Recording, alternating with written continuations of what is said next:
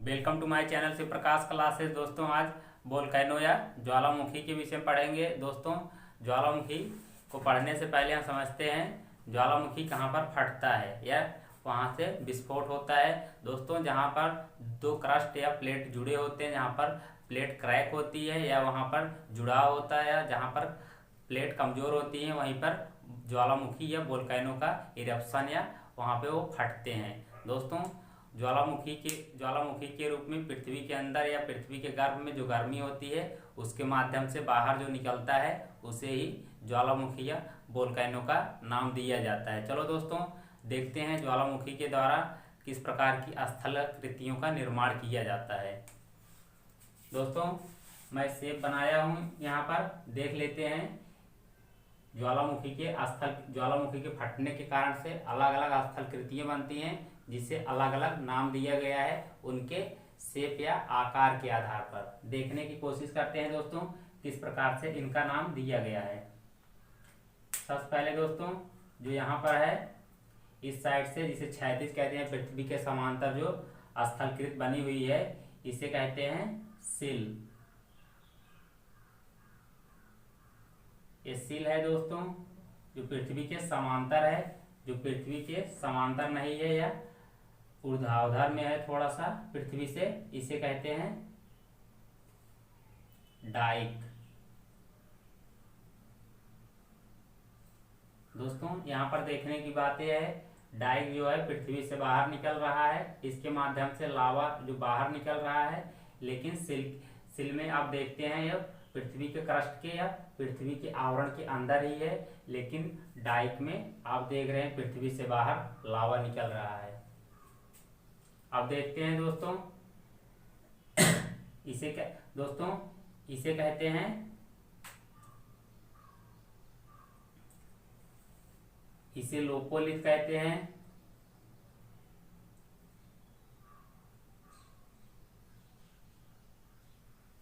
दोस्तों केला शेप का है, ये भी है पृथ्वी के समांतर, इसे कहते हैं लोपोलिथ। उसके बाद दोस्तों ये डोम शेप का है, इसे कहते हैं लाइकोलिथ।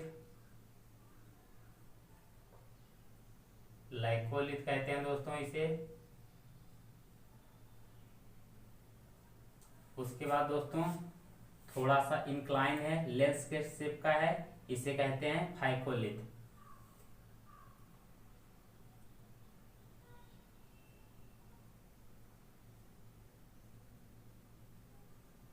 इसे फाइकोलिथ कहते हैं। जो दोस्तों आप देख रहे हैं थोड़ा सा मुड़ा है, उसके बाद लेंस शेप का है, इसे फाइकोलिथ कहा जाता है। उसके बाद दोस्तों सबसे बड़ी स्थलाकृत जो होती है उसे बाइकोलिथ कहा जाता है। आप लोग यहाँ से दोस्तों देख रहे हैं यहाँ से यहाँ तक जो पूरी स्थलाकृति है पृथ्वी के अंदर, उसे बाइकोलिथ कहा जाता है।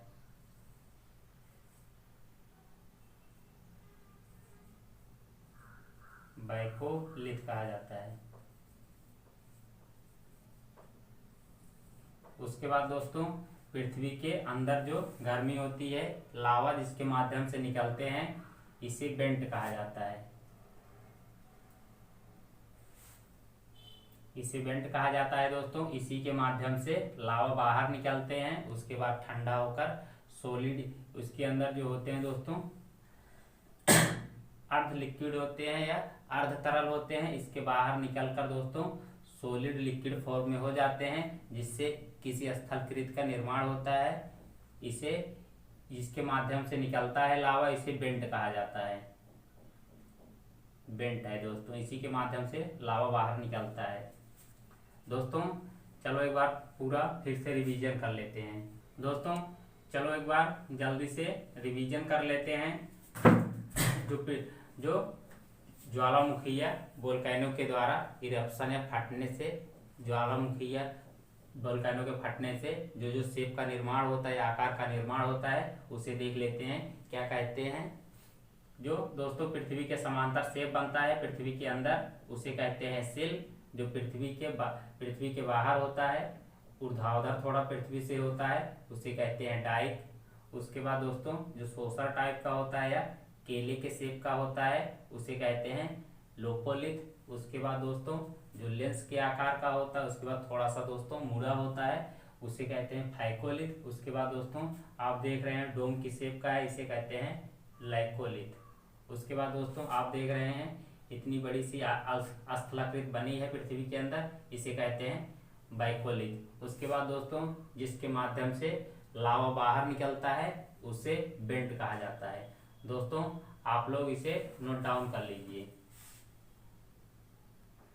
दोस्तों अब जो लावा बाहर निकलता है पृथ्वी के अंदर से, उसकी प्रकृति के आधार पर देख लेते हैं। लावा दो प्रकार का हो सकता है, या क्षार हो सकता है जिसे बेसिक कहते हैं। उसके बाद दोस्तों अम्ल हो सकता है, या इंग्लिश में जिसे एसिडिक नेचर कहा जाता है।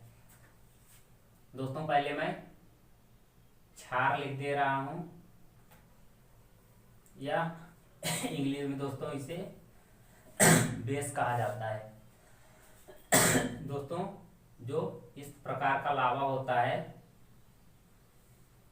लावा में दोस्तों बहुत ज्यादा फ्लूइड होता है, लावा में तरल होता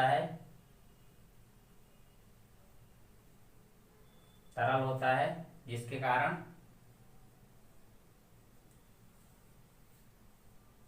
कारण दूर तक फैल जाता है,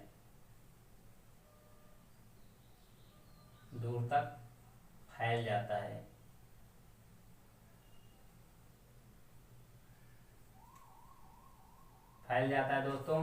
इसमें आयरन और मैग्नीशियम की मात्रा में अधिक होता है। मैं दोस्तों शॉर्ट में लिख दे रहा हूँ, आयरन को इसके सिंबल से, Mg को उसके सिंबल से लिख दे रहा हूँ। दोस्तों आप लोग थोड़ा सा ध्यान देना, आयरन और मैग्नीशियम की मात्रा अधिक होती है, जबकि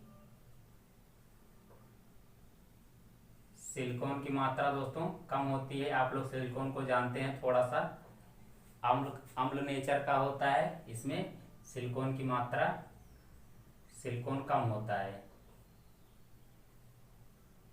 कम होती है दोस्तों। उसके बाद देख लेते हैं अम्ल में, या इसे कहते हैं एसिडिक।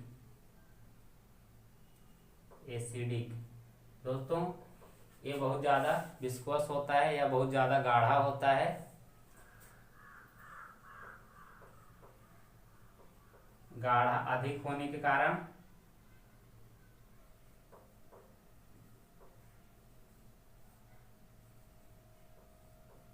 दोस्तों गाढ़ा अधिक होने के कारण ये ज़्यादा दूर तक फैलता नहीं है, ज़्यादा दूर तक फैलता नहीं है।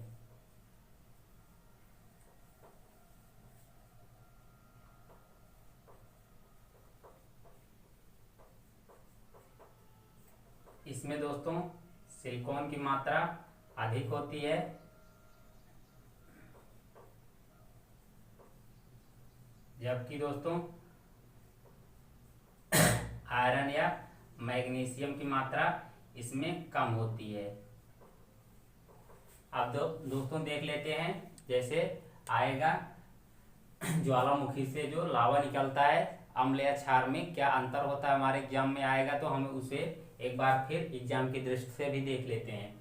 क्षार जैसे पूछेगा दोस्तों, आप लोग दो टाइप का बताइएगा, अम्ल होता है, या उसके बाद क्षार होता है, बेसिक होता है, एसिडिक नेचर का होता है। जो क्षार नेचर में होता है, क्षार प्रकृति होता है लावा में, वो तरल ज्यादा होता है, जिसके कारण दूर तक फैल जाता है। आयरन और मैग्नीशियम की अधिकता होती है, जबकि सिलिकॉन की डिफिशियंसी या कमी होती है।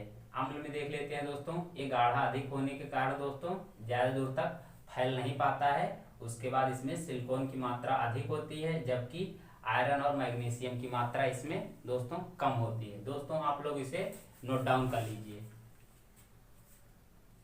दोस्तों अब देख लेते हैं ज्वालामुखी कितने प्रकार के होते हैं।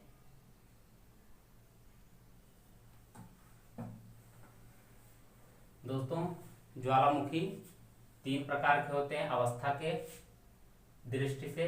नंबर 1 होता है दोस्तों सक्रिय ज्वालामुखी, दूसरा होता है दोस्तों सुषुप्त ज्वालामुखी, जिसे कहते हैं दोस्तों इंग्लिश में डोरमेंट ज्वालामुखी। तीसरा होता है दोस्तों शांत ज्वालामुखी।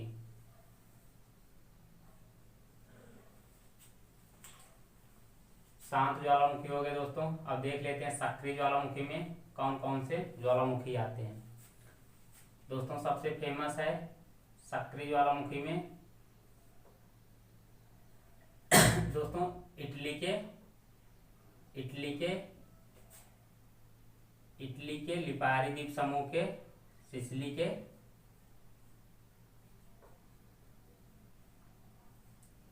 के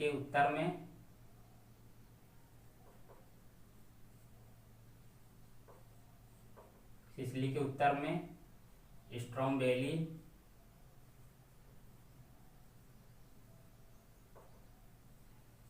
ज्वालामुखी है। दोस्तों मैं इतना ही लिख रहा हूँ, आप समझ जाना, इसका मतलब स्ट्रोम्बेली ज्वालामुखी है, जिसे रिंग ऑफ फायर कहा जाता है। मेडिटेरेनियन को भूमध्य सागर का द्वीप कहा जाता है या ज्वालामुखी कहा जाता है। स्ट्रोम्बेली को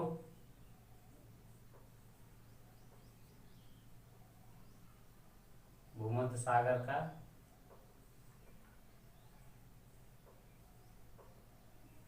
दीप प्रकाश कहा जाता है। दोस्तों दीप मतलब यहाँ पर जो दिया होता है, मेरा मतलब उससे है, उसे दीप कहा जाता है या प्रकाश स्तंभ कहा जाता है। प्रकाश स्तंभ, प्रकाश स्तंभ। दोस्तों उसके बाद देख लेते हैं उत्तरी अमेरिका में, जो मैक्सिको में है,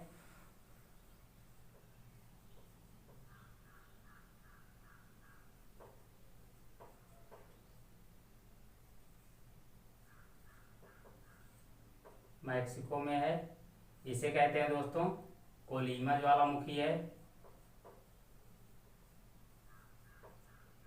जो कि सक्रिय ज्वालामुखी है। दोस्तों मैं आपको फिर से बता दे रहा हूँ, ज्वालामुखी 3 प्रकार के होते हैं, सक्रिय ज्वालामुखी, सुषुप्त ज्वालामुखी, शांत ज्वालामुखी। सक्रिय ज्वालामुखी वो होते हैं जिसमें दोस्तों लगातार उद्गार या इरप्शन होता रहता है, उसे सक्रिय ज्वालामुखी कहते हैं। सक्रिय ज्वालामुखी के अंतर्गत दोस्तों सिसिली के उत्तर में स्ट्रोम्बेली ज्वालामुखी है, जिसे भूमध्य सागर का द्वीप या प्रकाश स्तंभ कहा जाता है। उत्तरी अमेरिका में मैक्सिको में कोलिमा ज्वालामुखी है। दोस्तों आप लोग इसे नोट डाउन कर लीजिए। दोस्तों उसके बाद सुषुप्त ज्वालामुखी देख लेते हैं। सुषुप्त ज्वालामुखी दोस्तों जिसमें अभी तक उद्गार नहीं हुआ है, लेकिन भविष्य में इरप्शन या फटने की संभावना बिल्कुल बरकरार रहती है। सुषुप्त ज्वालामुखी इसमें दोस्तों विसुवियस है,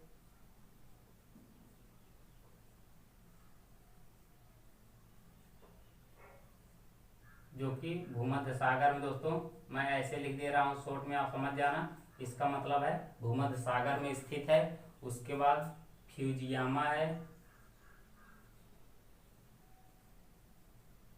फ्यूजियामा जो कि जापान में है। दोस्तों मैं इसे पूरा लिख दे रहा हूँ, जापान में है। उसके बाद दोस्तों क्राकाटोवा है,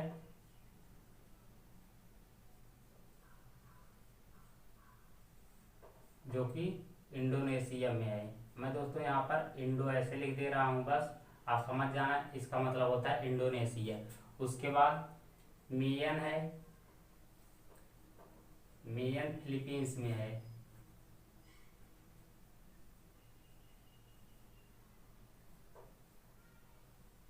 मैं दोस्तों एक बार आपको रिवीजन करवा दे रहा हूँ। सुषुप्त ज्वालामुखी जो अभी तक फटा नहीं है, लेकिन भविष्य में पूरी संभावना है फटने की भी।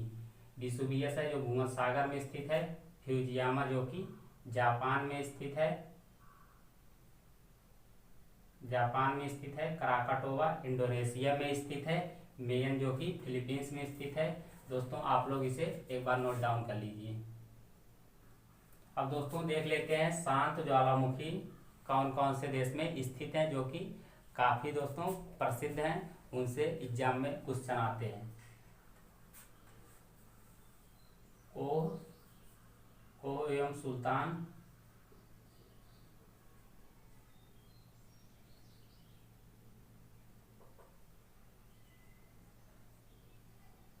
एवं सुल्तान जो कि ईरान में स्थित है दोस्तों, ईरान में स्थित है। पोपा दोस्तों म्यांमार में स्थित है।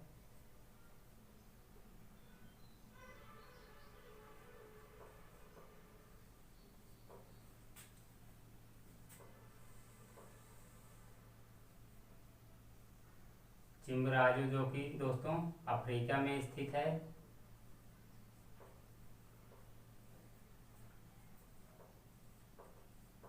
अफ्रीका मतलब दोस्तों अफ्रीका महाद्वीप में स्थित है।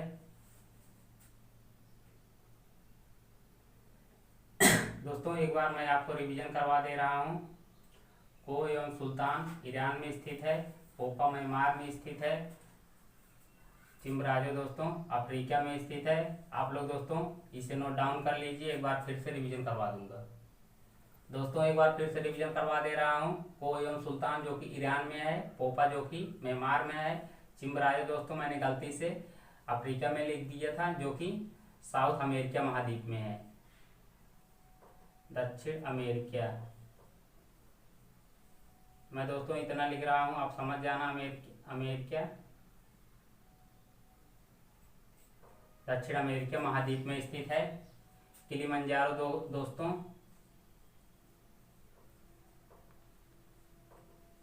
किलिमंजारो जो कि अफ्रीका में स्थित है।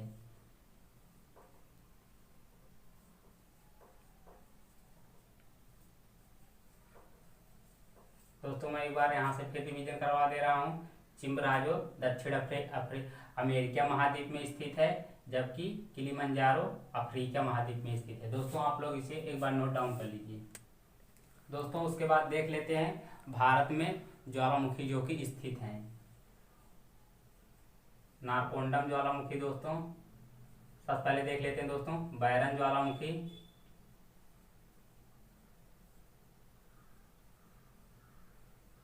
बैरन ज्वालामुखी जो कि दोस्तों अंडमान निकोबार द्वीप समूह या बंगाल की खाड़ी में स्थित है। सक्रिय ज्वालामुखी है।